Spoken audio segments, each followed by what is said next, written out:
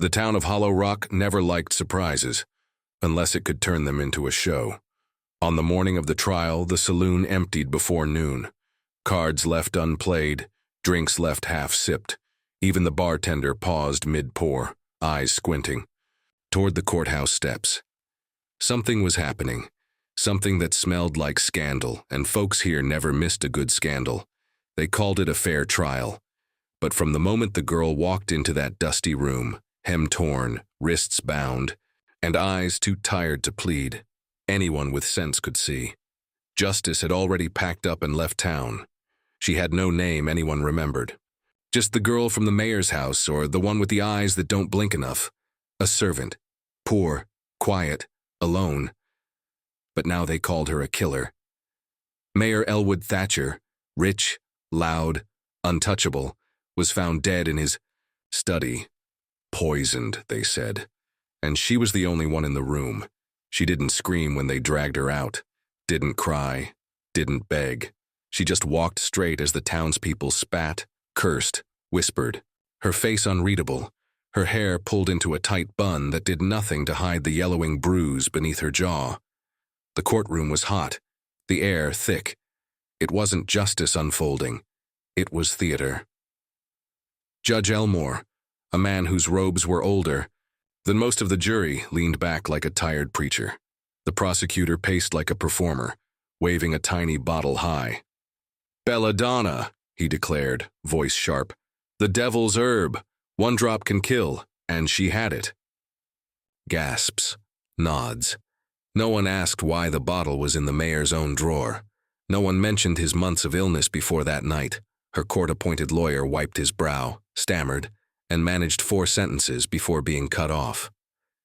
"That's all," the judge said. The crowd chuckled. Mercy didn't. She sat beside the rusted stove, hands folded, still as a ghost, watching the faces, the ones who once nodded at her in the market, now pretending they'd never seen her. The sheriff stood near the door, face stiff. The stable boy who once offered her apples now avoided her completely. She said nothing. She had learned what silence cost, and she paid it in full. Outside, the sun scorched the roofs of Hollow Rock. Inside, the walls closed in, and as the judge called for a break before sentencing, Mercy was led away, slow and quiet, as if the verdict had already been written in dust and spit. In a town built on old money and older secrets, no one noticed the man sitting in the shadow of the empty saloon. Not yet. Justice had already left town. The trial resumed with the same weightless sense of finality. No one expected truth to rise from the floorboards. No one even looked for it. Mercy sat like she had the day before, back straight, face blank, hands folded in her lap as if in prayer. For a God she no longer believed in. The prosecutor's voice boomed like thunder. "Ladies and gentlemen of the jury," he began, pacing slowly, bottle of belladonna still in hand. "This isn't just about murder. It's about betrayal. A poor girl trusted with the mayor's food, his home, and what does she do? She poisons him cold, calculated." He turned to the jury and let the silence stretch like a noose. She didn't scream. She didn't cry. She didn't deny it. Why? Because she knew what she did. Whispers echoed like wind through trees. Cold-hearted. Snake. No shame. No one asked how a servant girl earning pennies could afford rare poison. No one asked why the will was rewritten the week before Thatcher's death. They were too full on the story being fed to them.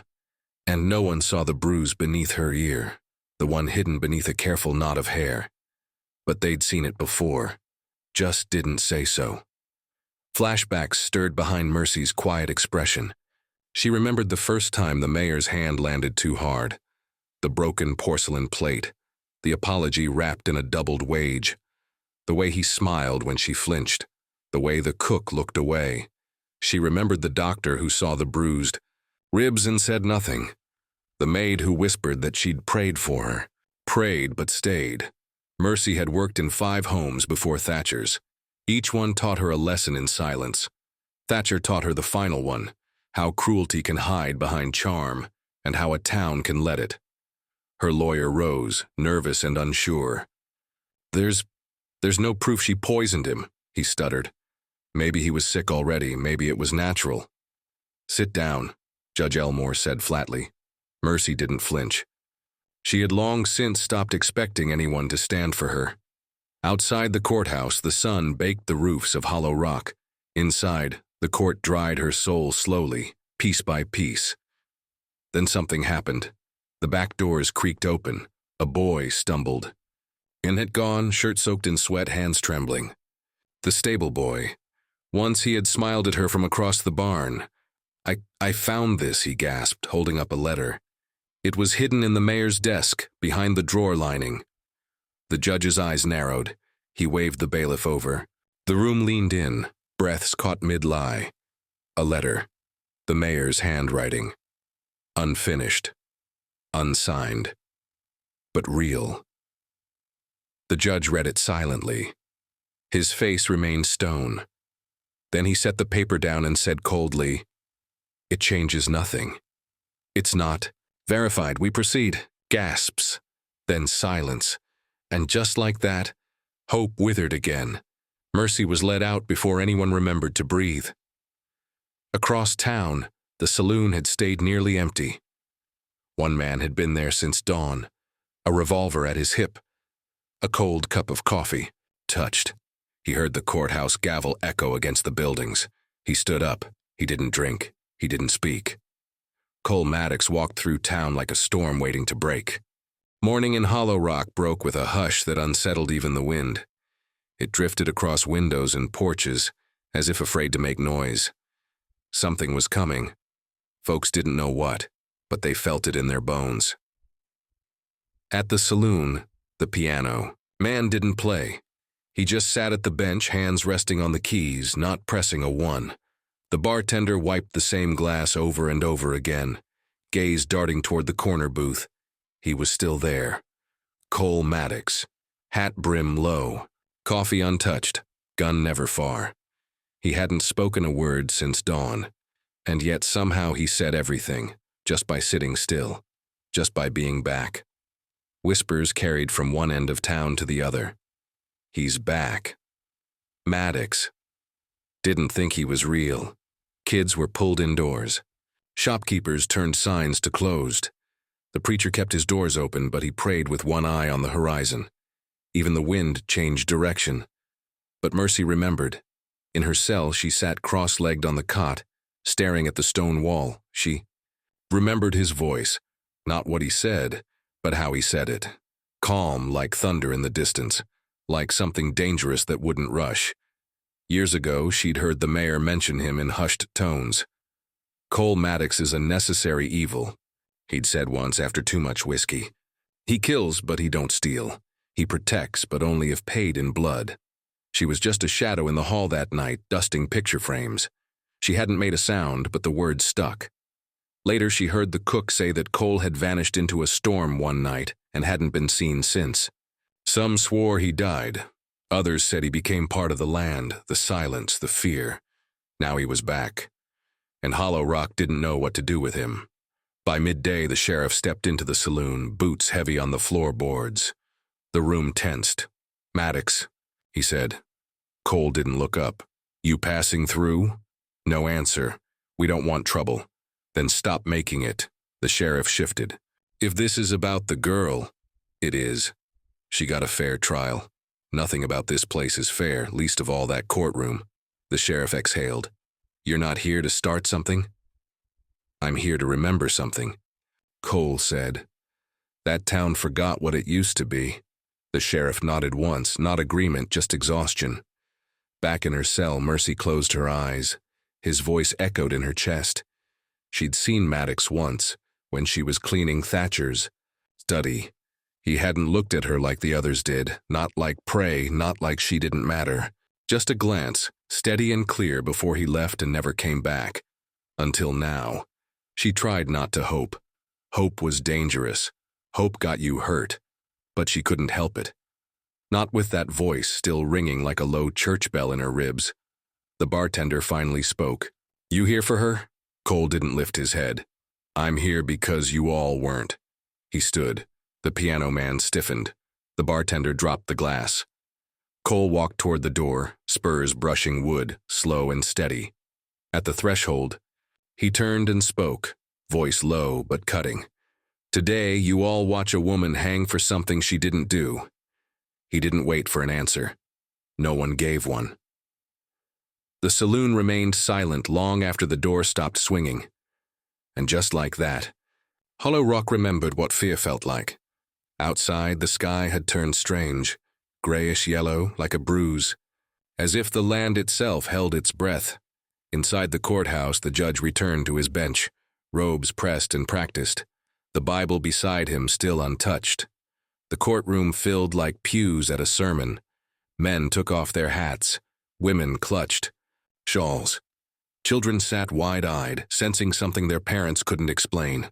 Mercy was brought in through the side door, chains clinking like wind chimes in a storm. Her dress hung looser now, her cheeks sunken, but her spine still straight. The prosecutor glanced her way. The judge adjusted his glasses. The jury didn't look at her at all. No one noticed the door hadn't shut behind her. No one heard the spurs yet. But they would. The silence inside the courtroom was thick enough to choke on. The judge cleared his throat and prepared to deliver the sentence, already rehearsed in his mind. A verdict rendered not by evidence, but by expectation. The townsfolk leaned forward, not to mourn, but to witness closure. Then the doors opened. Footsteps echoed across the wooden floor, slow and steady like thunder in dry sky. Cole MADDOX entered. Every head turned. The sheriff stiffened but didn't rise. The prosecutor froze, mid-glance. Even the judge paused. One hand still on the gavel, Cole didn't ask permission. He didn't wait to be acknowledged. He walked down the center aisle, each step deliberate, each one louder than any protest Mercy had ever made. He reached the front of the room, paused just behind Mercy. Then, calmly, firmly, he said it. "She's my wife." Gasps rippled across the benches like wind through tall grass. The judge sat back. "What did you just say?" I said, "She's my wife." The murmurs grew louder. Children were shushed. Someone in the back stood up, then sat back down just as fast. "You're interrupting a court of law," the judge said, voice rising with desperation. "I'm correcting it," Cole replied. "You've already condemned her without knowing. The whole of it. So now you'll listen." He pulled a folded paper from inside his coat, held it out. "Marriage license, filed in Dust Creek, 2 years ago." The sheriff hesitated before stepping forward to retrieve the paper. His hands trembled as he read it aloud. Then he looked at Mercy. She blinked once but said nothing. The judge scoffed. "Even if this is true, and I doubt it, it has no bearing on her guilt." Cole stepped closer.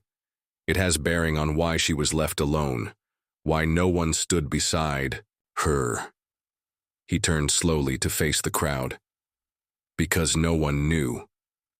He let the words hang. Let them feel the weight of their own ignorance. "You watched her suffer, and you did nothing." He turned again, this time addressing the courtroom, not as a man demanding justice, but as a mirror. She begged for help. I saw it. I heard it. I saw the bruises. I saw how he worked her through fever and bone-deep exhaustion. He reached into his coat again, pulled another paper. "This is a medical report. From a doctor who saw her, broken rib, internal bleeding, bruised jaw. A year before the mayor died." Gasps again. This time followed by shifting, unease, shame. The paper was passed hand to hand, from the sheriff to the prosecutor. Finally, to the judge. Mercy sat still, but something had changed in her posture. She was no longer bracing. She was watching. She wasn't angry, Cole said. She was surviving. Then came the break. A voice rose from the back. "I saw the mayor hit her," said the baker's wife, voice quivering. "He used to make her kneel while he drank." Gasps. "I never said anything," she added, crying now. Another voice, the housemaid. "She cleaned his chamber pot with a fever. I begged him to let her rest." He laughed. Then the piano man stood. "I saw the bruises too." 2 years ago, I didn't think it was my place. The judge sat back, the gavel loose in his hand. One by one, the silence unraveled. The sheriff closed his eyes. The prosecutor looked away. She was invisible, Cole said. And now that? She's visible, you're all afraid of what that means. He turned to Mercy. You wanted to disappear so bad you forgot you mattered. She looked up at him. Really looked. No tears, no speech. Just the faintest flicker of recognition. And maybe the beginning of belief. The judge tried to reassert control, cleared his throat. This trial has been compromised, he said weakly. We will recess for review of this new evidence. Testimonies will be recorded. For now, the defendant will be remanded to custody. No shackles, the sheriff said. His voice cracked. No one disagreed. Mercy stood on her own, walked without chains, no applause, just silence.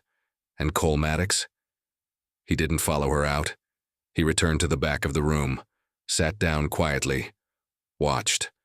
That night, the sheriff's door creaked open again. A figure entered. The town doctor, his coat wrinkled, his face drawn. I lied by omission, he said. I treated her more than once. I didn't record any of it. The sheriff said nothing. You're not the only one, he finally replied. Across town, lights dimmed. Curtains stayed drawn. Cole MADDOX waited, not for gratitude, not for redemption, just for the town to face what it let happen. And somewhere deep inside her cell, Mercy finally slept. It wasn't the courthouse bell that rang the next morning. It was the one from the old church tower. Hollow Rock hadn't heard it in years. Dust clung to its rope like regret. But that morning, someone pulled it 3 times, loud, slow, certain. No, lawman made the call. No judge signed a writ. It was the town that moved. They came not for a trial, but for something closer to reckoning. The baker's wife was the first to speak. She stood in the middle of the church with her apron still on. Her hands shook, but her voice held. I knew, she said. I knew he hurt her. I didn't say a word. The housemaid followed. He made her sleep in the attic. No heat, no water. I saw her feet bleeding through her shoes. Then the cook. She cleaned that house with bruised ribs. Still said thank you when I handed her a biscuit. Each voice opened another door. Even the judge came, stripped of his robe, and sat like any other man. I let my friendship blind me. I failed her. They didn't call it a retrial. It didn't need a name. Mercy stood before them.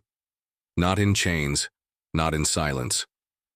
For the first time since her arrest, she spoke. Her voice didn't rise, it didn't tremble, it simply was. I didn't kill him, she said. I wanted to. Many times. But I didn't.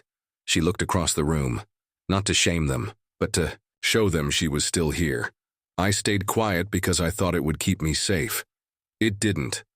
Silence doesn't protect. It only hides pain. The town listened. Not like spectators, but like sinners hearing confession. And something in them shifted. They didn't declare her innocent. They didn't read a verdict. Instead, they stood, one by one, and in doing so, they released her. Later that evening, she found Cole outside of town, where the road splits toward the hills. He stood beside his horse, arms crossed, eyes set on something far away. I don't remember marrying you, she said. You didn't, he replied. She blinked. The papers are real, but they were never filed. Why bring them? Because they'd believe me before they'd believe you. She didn't flinch, just nodded. So you lied. No, he said. I lied with you. They stood in silence. A wind moved between them like an old ghost unsure where to settle. You can stay, he offered. She looked back toward the town. I don't want to stay in Hollow Rock. He nodded. But I don't want to walk alone anymore. He didn't reach for her. Just turned toward the road. Together they rode out. No destination, no promise.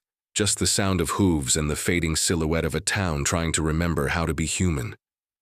They rode until the sun dipped low. Just beyond the ridge, a wooden sign swung in the breeze. Mercy's Rest. Inside the small inn, an old woman looked up. "Room's yours if you want it, no questions." Cole paid. Mercy didn't speak. They sat near the fire, stew and cornbread between them. Not close, but not far. She ate slowly, half the bowl. He slid his toward her. She took it. It wasn't love. Not yet, but it was something. Quiet. Real. He didn't watch her eat, just straightened her spoon. And in that small gesture, something new began. The fire in the tavern cracked gently. No music played, no voices rose. Just the hum of quiet and the faint clink of spoon against bowl. Mercy sat with her hands wrapped around a mug of tea. The warmth didn't just touch her skin. It sank. Into the bones she thought had forgotten what softness felt like. Across the table, Cole said nothing. He rarely did. But he didn't need to. His presence had never been loud. It had always been a kind of shelter. Not from storms, but from being alone in them. She glanced down at the table. 2 bowls. One empty, one nearly so, and in between them, a single spoon straightened. She exhaled. Once, she'd been the girl with no name. Just a shadow in a cruel man's house. A whisper, a rumor, a servant to a town that only saw what it wanted. Now she had a story. Not the kind people tell in saloons or courtrooms, but the kind that lingers, soft and stubborn, in the silence that follows. She hadn't cleared her name, not officially. But she'd claimed something far more rare, her voice. And the town, that brittle thing built on silence, had finally heard it. Redemption doesn't arrive with banners or cheers. It doesn't come riding in loud and proud. It waits, patient, quiet. It lets the broken decide when they're ready. Hollow Rock would never be what it was again, not because it changed overnight, but because it was seen. And that kind of seeing doesn't wash away easy. Mercy sipped her tea. Outside, stars began to prick the sky. "I'm not sure where I go from here," she said, mostly to herself. Cole didn't answer, but he looked at her. Not with pity, not with expectation, but with the steadiness of someone who would walk whatever road she chose to take. They weren't lovers. Not yet, maybe not ever, but they were something else, something gentler. Co-conspirators of survival. The fire popped again. She smiled faintly. "You really never planned to stay, did you?" she asked. "No," he said. "But I didn't plan to leave with you either." She nodded. It was enough. Outside the inn, the wind carried the name Mercy's Rest into the trees, a place that wasn't just a stop, but a beginning. Because sometimes the loudest kind of truth is the one that arrives without fanfare, the one that walks in quietly, sets down its burden and waits to be believed. And just before the final ember dimmed, a whisper of a thought passed through the room, but the past doesn't always stay buried.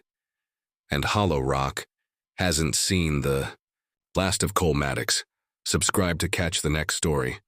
Some truths wait years to speak.